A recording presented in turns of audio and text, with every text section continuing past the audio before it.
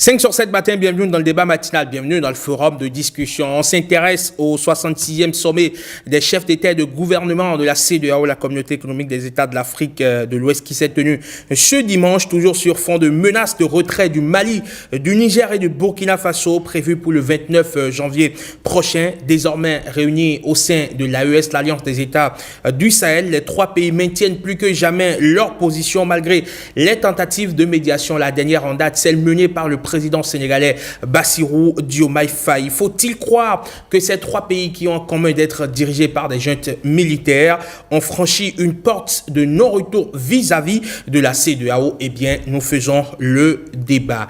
Ailleurs, ils sont trois à nourrir les ambitions de prendre la succession de Moussa Faki Mahamat à la présidence de la Commission de l'Union africaine dont le mandat prend fin en février 2025. Le Djiboutien Mahmoud Ali Youssouf, le Kenyan Raila Odinga et le Mauritanien Anil Gayane. Il y a eu le grand débat ce week-end pour écouter les candidats et leur programme. Quel est le profil idéal pour prendre la commission et amener le renouveau, j'allais dire amorcer le renouveau d'une organisation qui peine à s'imposer? Décryptage à venir avec autour de la table Morgane Asogba Mentondi, consultant en géopolitique. Bonjour et bienvenue Morgane. Bonjour et comment merci. allez-vous? Très bien. C'est un plaisir de vous recevoir sur 5 sur 7 Partagé. Johannes Towanou, directeur de publication de Actualité Express Info, qui est un site d'information en ligne qui s'intéresse à l'actualité africaine et internationale. Bonjour et bienvenue Johannes. Bonjour et bonjour à tous les téléspectateurs. C'est un plaisir de vous recevoir sur le plateau de 5 sur 7 matin. Le plaisir partagé. Et juste à côté de vous, la seule dame du plateau, on va dire la lumière qui éclaire ce plateau, Wouldat Maman, spécialiste des questions internationales. Bonjour et bienvenue. Bonjour, merci. C'est un plaisir de vous recevoir sur 5 sur 7 matin.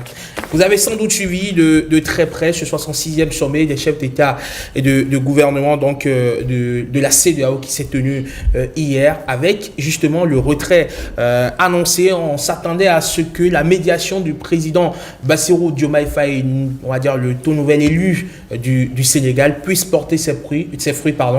Visiblement, il en est rien. Oui, alors aux côtés du président sénégalais, il y avait également le président togolais qui avait été mandaté. Alors pour ma part, vous avez dit on s'attendait, pour ma part je ne m'y attendais pas. D'accord. Étant donné qu'il y avait un certain nombre de signes que les États de l'Alliance des États du Sahel avaient donnés, montrant le caractère irrévocable de leur décision de quitter l'organisation. Un certain nombre de signes donc, je vais les énumérer. Vous avez eu quand même d'une part la façon dont l'annonce a été faite, c'est-à-dire de façon collégiale, et en réalité elle a été adressée aux opinions nationales et aux opinions africaines avant même d'être communiquée de façon officielle à l'organisation sous-régionale. Donc vous avez là l'essence en fait du message qui avait été envoyé par ces États-là, c'était de réellement une opération quelque part de relations publiques visant à affirmer leur souveraineté et quelque part à couper l'herbe sous le pied de la CEDEAO. Donc vous voyez, dans cette façon de faire là, il y avait déjà l'effet d'annonce qui était recherché. Donc le crédit des trois chefs d'État de cette alliance des États du Sahel était clairement engagé dès lors.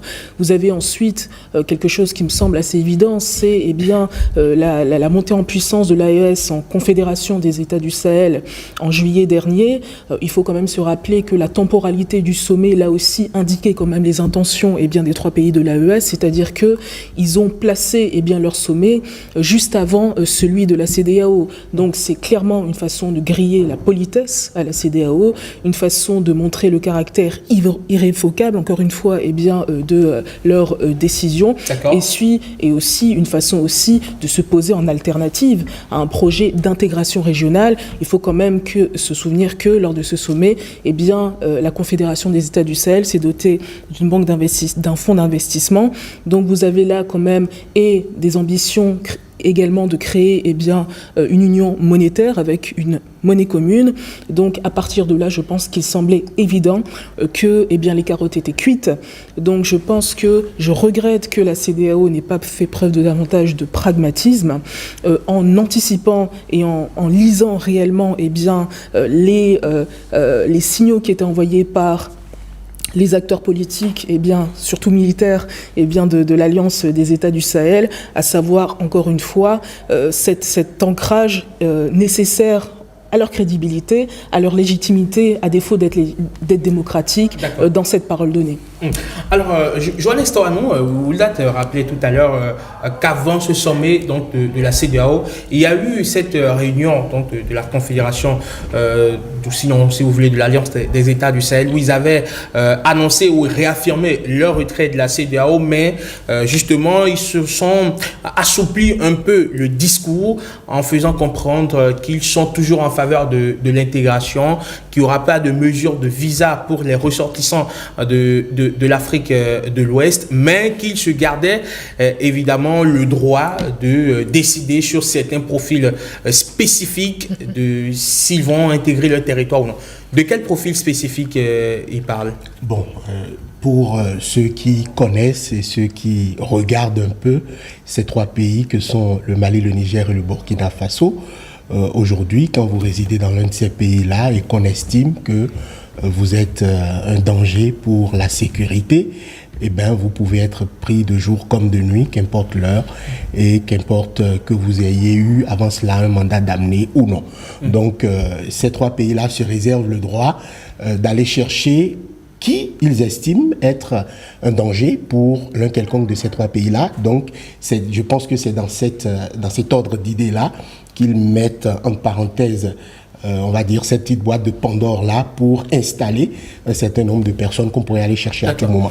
Mais justement, en mettant en place une mesure de non-demande de visa pour les ressortissants donc de la CEDEAO, dont ils sont, on va dire, dont ils sont en train de quitter, qu'ils sont en train de quitter, est-ce que ce n'est pas une porte ouverte justement au dialogue? C'est une porte ouverte au dialogue, il faut le saluer, mais c'est aussi pour ne pas se tirer une balle dans le pied, parce que ces trois pays-là ont des ressortissants qui vivent, qui travaillent, qui produisent de la richesse dans tous les autres pays de la CEDEAO. Donc s'ils décident par exemple qu'il n'y a plus rien à discuter ou qu'il n'y a plus de mesures vis-à-vis de leurs propres ressortissants, ça sera difficile. On sait que le Burkina Faso notamment compte beaucoup sur sa diaspora pour mobiliser des ressources, construire des usines, créer des projets. Donc, ils ont besoin de leur diaspora, ils ont besoin de continuer à discuter avec les autres pays, qu'importe les divergences qui, je le rappelle, sont des divergences beaucoup plus politique et idéologique. Donc, en réalité, par rapport à l'intégration, on peut dire en griffe, rien n'a changé. Nous sommes de notre côté, mais nous voulons toujours continuer à échanger avec vous, à garder une passerelle, parce que, quoi qu'on dise, quel que soit le type de conflit, eh ben, il faut toujours retourner à la table de négociation et avoir des compromis. Je pense que les trois soldats essayent de l'intégrer, ils sont obligés, ils n'ont pas le choix. D'accord. Alors, Morgan Assoba, mettons dit, comment est-ce que vous interprétez le maintien de la position des États membres de l'Alliance des États du Sahel, malgré les multiples tentatives de médiation, notamment celle du président sénégalais Bassirou Diomaye Faye? On se disait, étant nouveau venu, n'ayant pas encore peut-être, on va dire, des accointances acérées avec d'autres chefs d'État, il y aurait plus une neutralité dans ce conflit-là qui oppose l'AES à la CEDEAO, mais finalement son discours n'est pas passé. Je pense plutôt que le discours est passé. Pourquoi? Parce que vous allez certainement constater qu'il y a un conflit qui semblait aller dans le sens d'une désintégration de la sous-région, mais avec l'arrivée du président Diomaye Faye, le ton a changé de part et d'autre. Déjà, les leaders de la CEDEAO ont manifesté de façon très claire et nette leur envie, pour ne pas dire leur besoin, de rester dans une coopération avec les États membres de l'AES, après l'arrivée, bien sûr, de Diomaye Faye. Et on a vu de l'autre côté des États membres de l'AES la dynamique de vouloir aussi mettre la balle à terre, d'échanger avec les pays membres de la CEDEAO. Donc, le discours est passé. Ce qu'il ne fallait pas attendre de ce discours, c'est que chaque parti ravale son intégrité, sa souveraineté. Et Wouldat a bien fait de le dire. Les leaders des États membres de l'Alliance des États du Sahel étaient partis sur un point où ils veulent s'affirmer. Et il faut dire que c'est cet élan de souveraineté que la population ou les populations ont vu et ont aimé dans leur façon de se comporter. Mais il y a une chose à laquelle ils ne peuvent pas échapper. C'est le processus d'intégration qui a été installé par la CEDEAO pendant plus de presque 50 ans. Ce processus fait qu'aujourd'hui, même si la CEDEAO des peuples n'est pas une réalité institutionnelle, c'est une réalité de fait. Les peuples ouest-africains s'identifient et s'apprécient et vivent ensemble. Et je pense que M. Joannes a bien fait de le dire. Il y a des communautés fortes de part et d'autre qui contribuent au développement économique de l'Afrique de l'Ouest en entier. Et c'est là où les dirigeants de l'AES vont devoir faire très attention. Toute décision qui viserait à mettre en danger les rapports qui existent déjà entre les peuples au niveau de cet espace ouest-africain vont être très dangereuses pour la survie de ce leadership. Et quand vous voyez la décision qui a été prise, c'est trop vite aller en besogne que de dire que c'est irrévocable, parce qu'il s'agit d'États et non de personnes. Ces décisions ont été prises dans un contexte qui n'est pas un contexte étatique normatif. C'est-à-dire, ce sont des leaders qui ont pris le pouvoir d'une façon qui n'est pas forcément constitutionnelle si on s'en tient à ce qui existait avant leur arrivée, mais qui épousent l'adhésion du peuple. Donc, il faudrait que ces leaders arrivent à un point où effectivement, leur leadership et leurs décisions se confirment de façon institutionnelle et constitutionnelle. Et peut-être là encore, je suis certain d'une chose, c'est qu'on reviendra à de meilleurs sentiments par rapport à la CEDEAO, parce que l'Alliance des États du Sahel s'est conçue dans une dynamique de lutte contre l'insécurité. Maintenant, on attend de voir le succès de cette dynamique. On parle aujourd'hui au niveau de l'AES d'une force de 100 000 hommes pour combattre le terrorisme dans la région. Et oui, c'est une force impressionnante, mais le problème est que le problème d'insécurité ne se limite pas à l'AES. C'est un problème sous-régional qui ne peut être résolu sans la coopération et la collaboration avec tous les autres États de la CEDEAO. Dans le Sahel.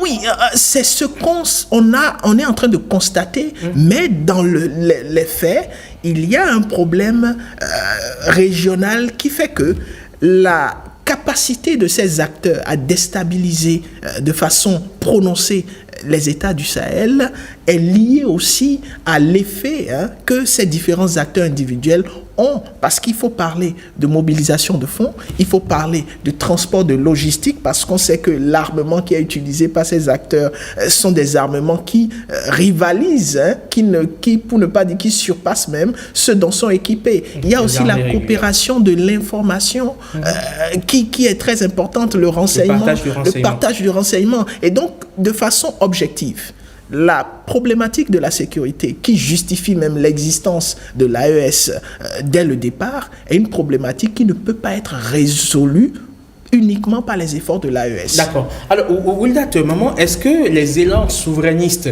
de ces militaires au pouvoir, notamment au Niger, au Burkina Faso et au Mali, ne peuvent-ils pas s'émanciper même au sein de la CEDEAO? On a vu par exemple le Sénégal qui justement a demandé à la France une relecture de certains accords, également de plier bagages sur les questions militaires, le Tchad également, mais pourtant ces pays-là pour autant n'ont pas quitté leurs regroupements régionaux. Est-ce que visiblement ces militaires ne peuvent-ils pas s'émanciper au sein de la CEDEAO? Alors, si je reprends les termes qui ont été avancés par les acteurs de l'AES, c'est le fait que la CEDEAO est considérée aujourd'hui comme un satellite géopolitique de l'Occident. Et vous avez même, en son temps, l'ancien Premier ministre malien, Choguel Maïga, qui était un des francs-tireurs quand même, en termes qui disséminait dans l'espace public quand même des éléments de langage assez percutants, qui nous disait qu'il y avait des colonels européens, des hauts officiers qui avaient des bureaux dans la CEDEAO et qui remettaient remettait en cause également le mode de financement. L'organisation reviendra aussi à cet égard sur ce point-là concernant l'Union africaine. Mais vous avez un certain nombre d'éléments qui, eh bien, repoussent les États de l'AES. Et puis, par ailleurs, ils ont évoqué l'absence de solidarité de la CEDEAO vis-à-vis des crises sécuritaires, eh bien, auxquelles ils sont confrontés. Vous avez eu la CEDEAO qui, de son côté, a rappelé le fait qu'elle a, eh bien, elle a avancé à ces États-là un certain nombre de millions de dollars, mais sur 10 années à peu près, eh bien, de menaces terroristes que ces États ont dû gérer, je pense que c'est une goutte d'eau. Vous avez ensuite la problématique des sanctions qui n'est toujours pas digérée en réalité par ces États qui souffrent toujours des effets continus, des sanctions qui ont été imposées sévères au Mali, de moindre envergure au Burkina Faso, mais absolument massive et inédite envers le Niger. Donc c'est la problématique également des sanctions, de l'interprétation et bien des textes. En particulier ici, il est question évidemment du protocole additionnel de la démocratie de 2001, qui là pose problème, son interprétation, parce que sur le fond, il n'y a pas de base, mais dans l'interprétation, on peut également, de façon extensive, se fonder sur ce texte-là pour imposer des sanctions au nom, eh bien, de la dérogation à l'ordre constitutionnel. Mais à cet égard, je voudrais noter quelque chose d'intéressant, c'est que lorsque, eh bien, l'Alliance des États du Sahel, eh bien, est montée en puissance et s'est muée en confédération, vous avez un projet sécuritaire a été apposé quand même un projet d'intégration politique avec, eh bien, au pilier sécuritaire, un pilier diplomatique et également un pilier de développement. Donc vous avez là, un an après la création de l'Alliance des États du Sahel en septembre 2023, vous avez déjà un projet politique. Donc finalement, ce qu'on reproche à la CEDEAO, on le fait également au sein de l'AES. Donc le problème, en fin de compte, n'est pas si il faut avoir un projet politique, eh bien, qui chapeaute l'intégration économique, mais la nature de ce projet politique. Et c'est là en réalité que ça diffère, parce que d'un côté, la CEDEAO a une approche un peu plus consensuelle des relations internationales, où, eh bien, on parle à tout le monde, voire, eh bien, le problème, eh bien, de financement extérieur ne lui permet pas réellement, eh bien, d'établir elle-même ses propres priorités.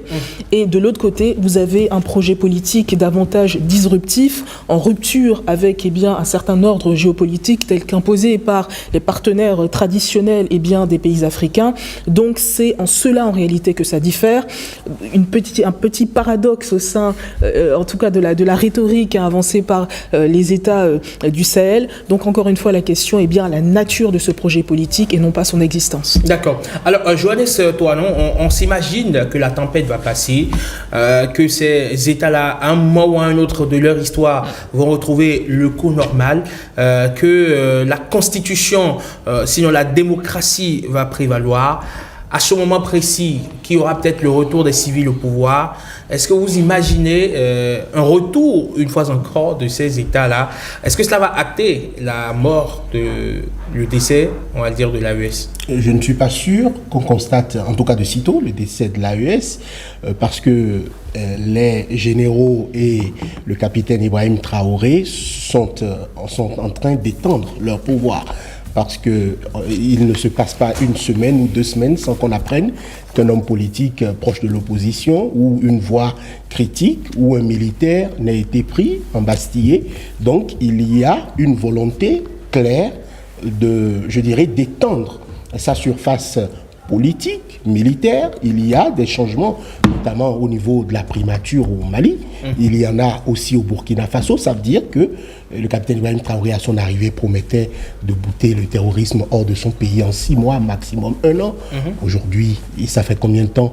Il est là pour s'installer. Donc, ces généraux-là vont s'installer à un moment donné. Ils vont laisser peut-être les uniformes. Ils iront aux élections, puisqu'il y a déjà eu cette volonté-là au Mali. On a parlé d'Assise nationale qui a demandé un prolongement de la transition sur un certain nombre d'années. Donc, nous sommes là pour avoir des régimes qui restent 15-20 ans. Le vrai problème entre la CEDEAO et l'AES aujourd'hui, c'est qu'il y a cette volonté-là des militaires d'asseoir leur pouvoir et de ne pas entendre parler de quitter le pouvoir selon les termes de l'accord proposé par la CEDEAO. Parce que souvent, la CEDEAO dit, en 1 an, 2 ans, Transition de 2 ans. vous avez fini, vous ramassez vos clics et vos claques et vous dégagez. On organise des élections. On organise des élections et les civils reviennent. Les dirigeants de l'AES ne veulent pas en entendre parler. Donc, ils sont là, ils sont installés, ils vont s'installer, ils feront 10, 15, 20 ans et pourquoi pas. L'essentiel pour eux sera d'avoir des partenariats, notamment militaires, avec la Russie ou avec d'autres nations. On parle de l'Iran qui se déplace dans la plupart de ces pays-là. On parle de coopération aussi bien au niveau de l'armement qu'au niveau des mines, de l'or notamment. Si ces partenariats-là sont des partenariats, je dirais, intelligents pour permettre aux populations d'avoir un mieux-être sur le plan sécuritaire, sur le plan du développement, sur le plan économique, pourquoi pas? Parce que les populations ont aujourd'hui, quoi qu'on dise, dans ces pays-là spécifiquement, envie de voir autre chose que la politique quotidienne qui a, pendant des années, mené ces différents pays-là au désordre. Très bien. Pensez-vous que les États de l'Alliance du Sahel, Mali, Burkina Faso et Niger ont franchi une porte de non-retour vis-à-vis de la CEDEAO? Maurice Santon, bonjour. Bonjour, Rodrigue Herman Amégan, bonjour à tous et bonjour à toutes. La question du jour de ce lundi matin, vous venez de la rappeler et il faut dire que cette interrogation a suscité de nombreux commentaires sur la toile, sur nos différentes pages Facebook. Je veux parler donc de l'émission 5 sur 7 matin. Les internautes ont réagi massivement. Il faut dire que les avis sont partagés sur le sujet. S'il y a certaines personnes qui estiment que la porte du non-retour a été franchie, d'autres estiment de leur côté qu'il y a toujours possibilité de dialoguer et cela va dépendre de l'évolution de la situation de part et d'autre des alliances qui s'affrontent, on va dire. On va donner lecture rapidement de ces commentaires. Là, je commence avec l'un de nos fidèles, Koumassa Maurice, qui nous dit: les États de l'AES sont sur la porte du non-retour sur laquelle les protégés de la France, communément appelés les chefs de l'État de la CEDEAO, les ont mises. Malheureusement, le jour où la CEDEAO, écrit-il, va se révéler être au service des peuples de cette communauté, contrairement à ce qu'elle est aujourd'hui, les États dits de l'AES pourraient y revenir facilement. Émile Amonlet n'est pas de cet avis. Il nous dit: je ne crois pas que l'AES a franchi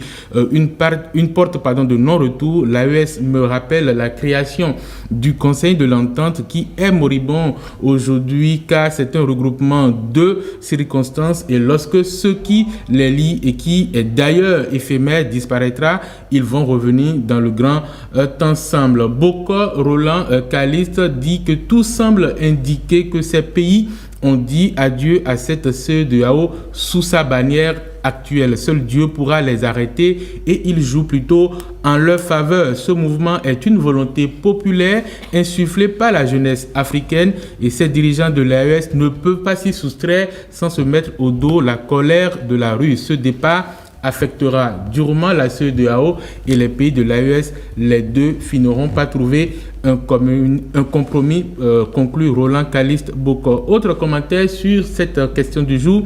Parfait Zimwedo nous écrit que pour le moment, l'AES semble emprunter une voie de rupture avec la CEDEAO, s'appuyant sur une vision de souveraineté et de rejet des influences perçues comme néocoloniales. Toutefois, cette posture pourrait évoluer en fonction des pressions économiques, de l'efficacité de l'alliance et des dynamiques géopolitique. Par conséquent, bien que la situation actuelle marque un point de friction majeur, il serait prématuré de considérer qu'une porte de non-retour a été définitivement franchie. Encore deux commentaires. Rodrigue Herman Amégan. Roscoe Totti nous dit: pour le moment, je ne pourrais pas donner une réponse affirmative sur cette porte de non-retour vis-à-vis de la CEDEAO, mais ce qui est sûr, les États de l'Alliance du Sahel n'adhèrent plus à la vision de la CEDEAO. Si les États de l'Alliance des États du Sahel, AES, ont les moyens nécessaires de leur idéologie politique, alors cela pourrait être une porte de non-retour vis-à-vis de la CEDEAO,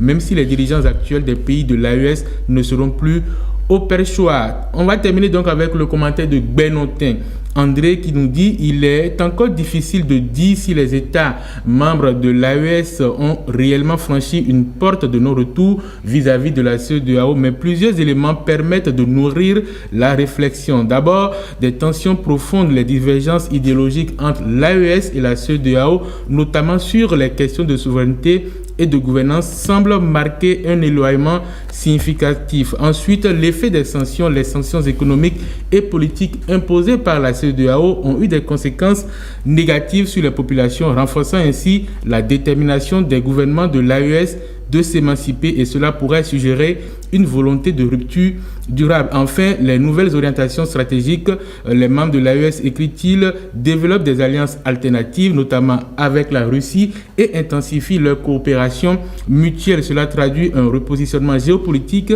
qui pourrait affaiblir leur dépendance à la CEDEAO. Cependant, le contexte reste évolutif. Les enjeux économiques et sécuritaires régionaux pourraient favoriser un dialogue à l'avenir, même si la méfiance actuelle complique toute réconciliation à court terme. Voilà donc, mon cher Herman, ce que nos amis internautes ont pensé de la question du jour de ce lundi matin. Merci Maurice Tonton, on sent que c'est un sujet qui passionne énormément et qui fait absolument réagir sur Internet. Alors en 30 secondes Maurice, avant de vous laisser filer, malgré tout ce qu'on peut lui reprocher, on se rend compte quand même que la CEDEAO reste quand même l'une des organisations assez crédibles en Afrique, malgré toutes les tribulations que rencontrent les populations. La CEDEAO reste quand même une petite crédibilité quand même, non? Bien sûr, parce que la CEDEAO a réussi un certain nombre de choses. Si on sait que sur le plan politique, il reste beaucoup pas fait, notamment en termes de préservation de l'ordre constitutionnel, parce que c'est l'un des reproches majeurs qu'on fait à la CEDEAO lorsqu'il y a des conflits, mais aussi on a vu des réformes constitutionnelles qui n'ont pas plu aux populations et qu'on n'a pas effectivement vu la réaction que doit être celle de la CEDEAO. Mais il faut se rendre compte qu'en termes, par exemple, de liberté de mouvement des personnes et des biens au sein de la sous-région, il y a très peu de sous-régions en Afrique qui fait autant que la CEDEAO. En comparaison, par exemple, à la CEMAC, ce n'est pas du tout pareil. Et je pense qu'il y a quelqu'un ici sur le plateau qui avait aussi évoqué l'historique de la CEDEAO. C'est quand même 50 ans à peu près de parcours. Et il faut aussi dire que ça fait partie aussi de la vie de toute organisation, de connaître ses soubresauts, de connaître ses mouvements. Et je pense que, comme quelqu'un l'a dit dans les commentaires, la situation reste évolutive. Et je pense que ça fait partie de l'histoire. Et moi, je suis convaincu qu'à moyen terme, les choses vont rentrer dans l'ordre. Très bien. Merci, Maurice. Et vous passez une excellente journée du lundi. Merci à vous. Le temps pour nous ici, en 4 minutes, de terminer le débat matinal, le forum de discussion avec ce second sujet dont nous parlons. Il s'agit donc de la succession de Moussa Faki Mahamat à la tête de la commission de l'Union africaine. Morgan Assoba Metondi, on sait que le Tchadien n'avait pas sa langue dans la poche. Il a dénoncé un certain nombre de choses. Aujourd'hui, ils sont 3 à être à sa succession: le Djiboutien Mahmoud Ali Youssouf, le Kenyan Raila Odinga et le Mauricien Anil Gayane. Des 3, on sait que le Kenyan avait déjà nourri par le passé les mêmes ambitions. Naturellement. Et si il n'est pas là où il est, c'est qu'il y a plusieurs facteurs qui entrent en jeu dans le choix de qui va diriger cette institution. Vous savez, l'Union africaine, comme la plupart de nos institutions, souffre d'un mal assez profond qui avait déjà été dénoncé par le président Kagame lorsqu'il avait pris le leadership. C'est la dépendance économique de l'institution et la nécessité d'avoir une autonomie totale pour ce qui est du financement de l'institution et de son fonctionnement, ce qui n'est pas encore le cas. Et c'est ce que reprochent les dirigeants de l'AES à la CEDEAO, alors qu'une institution doit fonctionner à des exigences. La problématique est tellement profonde que lorsque le financement à une hauteur assez considérable dépend de l'apport externe des partenaires techniques et financiers, ces partenaires techniques et financiers jouent un rôle déterminant dans le choix des leaders et aussi dans leur effectivité. Et c'est ce qui va jouer beaucoup dans ce à quoi on assiste au niveau de l'Union africaine.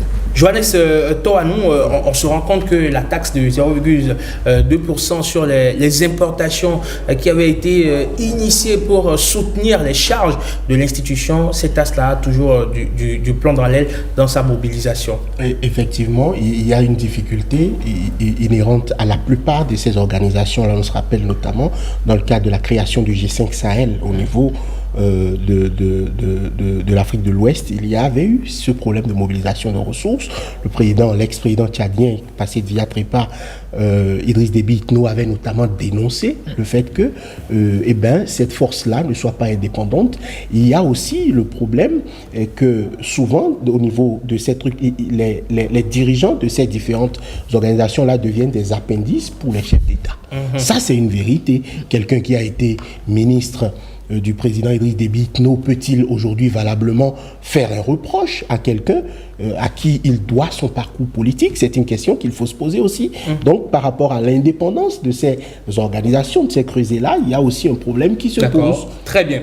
Alors, au-delà de moment, il y a eu le grand débat ce week-end. C'est pour la deuxième fois dans l'histoire qu'on a un si grand débat sur des questions qui touchent à l'Union africaine. Est-ce que vous pensez que ce débat va changer grand-chose dans la désignation du prochain président de la commission de l'UA? On sait que c'est un vote secret des chefs d'État. Oui, un vote secret des chefs d'État. Il ne faut pas non plus... Alors c'est là la difficulté, parce que justement pour ressusciter un peu cette organisation, il faudrait quand même un profil politique. Un profil politique, quelqu'un qui ait quand même une certaine envergure, une certaine carrure, et justement pas un profil technique.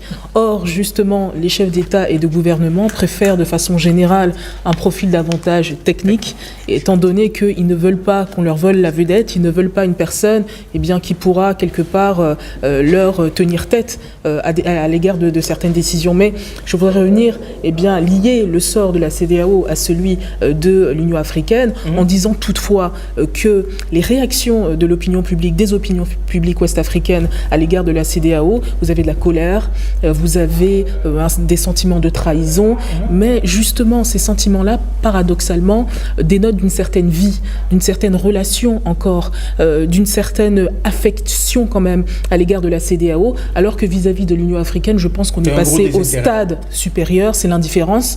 Alors là, je pense que c'est pire. Là, tout le monde s'en fout. Là, tout le monde s'en moque. Donc, je pense que là, l'organisation est dans un état plus inquiétant que celui de la CEDEAO. Il faut se rappeler quand même que l'Union africaine repose son intégration, en tout cas africaine, sur les organisations sous-régionales. Donc, son sort est lié, en réalité, à la prospérité, à la légitimité de ces organisations sous-régionales. Très bien. Merci beaucoup à vous, Wildat Maman. Vous êtes spécialiste des questions internationales. Merci, Johannes Toanon, directeur de publication de Actualité Express Info, site média en ligne. Et merci également à vous, Morgana Sopa-Metondu, consultant géopolitique, d'être passé sur 5 sur 7 matin. Allez, tout de suite, avant de retrouver Marcel Akhossi pour la revue de presse, c'est la minute juridique. On vous parle aujourd'hui du recours gracieux. De quoi s'agit-il? On vous en parle tout de suite. Derrière, Marcel sera là pour la revue de presse.